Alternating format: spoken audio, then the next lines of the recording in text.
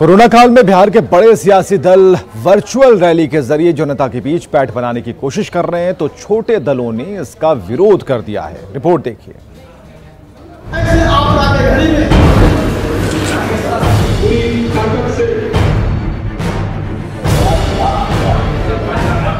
Corona काल में बिहार में विधानसभा चुनाव का रंग बदला बदला दिख रहा है। राजनीतिक दलों ने कोरोना से बचने के लिए चुनाव प्रचार का तौर तरीका बदल दिया है।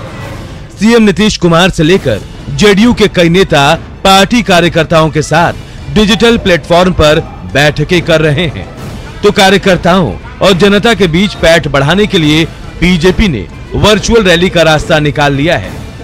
तो सोशल डिस्टेंसिंग को बरकरार रखते हुए अगर वर्चुअल तरीके से अगर लोगों के बीच अपनी बातें रखते हैं तो इसमें कौन सा हर्ज है। इसमें कोई खर्च नहीं है, इसमें कोई बहुत बड़ा जो है से फंड की जरूरत नहीं होती है। हालांकि आरजेडी, हम, रालोसपा, वीआईपी और जाप जैसे राजनीतिक दल इसके खिलाफ नजर आ रहे हैं। इन दलों का कहना है इनके पास ना तो इतने संसाधन है और ना ही ये तरीका जायज है। कहिएगा कि डिजिटल रैली करिए तो ना गरीबों के पास में लैपटॉप है और ना संसाधन है।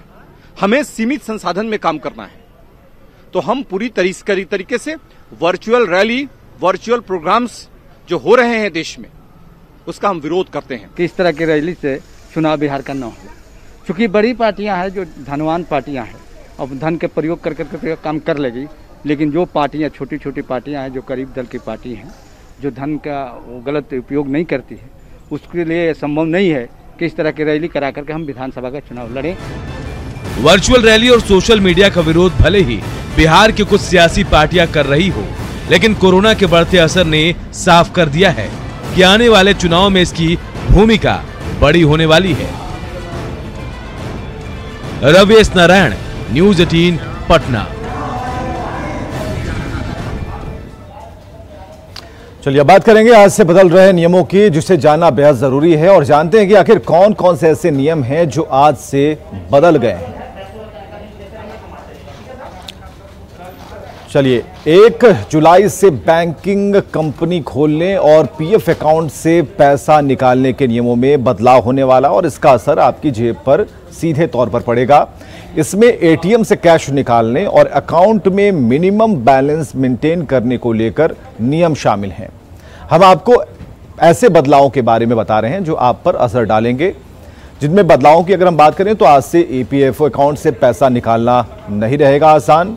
कर्मचारी भविष्य निधि संगठन ने ईपीएफ अकाउंट होल्डर्स को अपने अकाउंट से एक तय रकम निकालने की छूट दी थी, और इसकी डेडलाइन 30 जून को खत्म हो गई, और ऐसे में आज से आप पीएफ एडवांस क्लेम नहीं कर पाएंगे।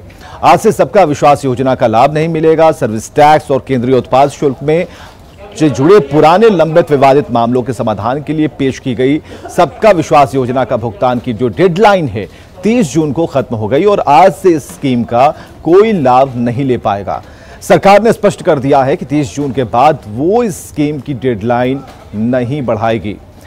पीएनबी सेविंग अकाउंट पर ब्याज कम मिलेगा। पंजाब नेशनल बैंक ने सेविंग अकाउंट पर मिलने वाली ब्याज दर में 0.50% की कटौती की है, और ये कटौती आज से लागू होगी, और इसके बाद बैंक के बचत खाते पर अधिकतम 3.25% का सालाना ब्याज मिलेगा।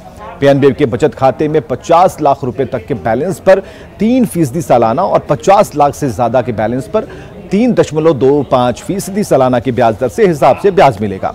तो आज से नई कंपनी खोलना आसान होगा, क्योंकि अब घर बैठे सिर्फ आधार के जरिए कंपनी का रजिस्ट्रेशन कराया जा सकेगा। सरकार ने सेल्फ डिक्लेरेशन के आधार पर कंपनी के ऑनलाइन रजिस्ट्रेशन के लिए नए निर्देश जारी कर दिए हैं, और अभी कंपनी का रजिस्ट्रेशन कराने के लिए कई तरह के दस्तावेज जमा करने पड़ते हैं। नए नियमों के मुताबिक कंपनी शुरू करने के लिए डॉक्यूमेंट्स अपलोड करने पड़ते हैं। इस जरूरत को खत्म कर दिया गया।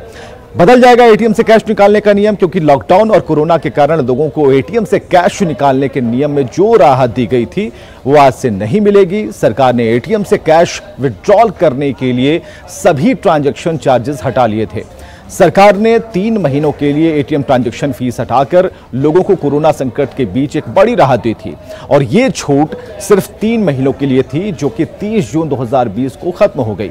औसत न्यूनतम बैलेंस मेंटेन आपको करना होगा। कोरोना काल में वित्त मंत्री निर्मला सीतारमण ने ऐलान किया था कि किसी भी बैंक में सेविंग अकाउंट में औसत न्यूनतम बैलेंस अनिवार्यता नहीं होगी।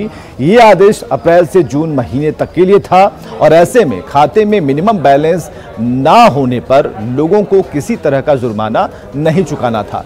लेकिन आज से आपको अपने खाते में मिनिमम बैलेंस रखना होगा।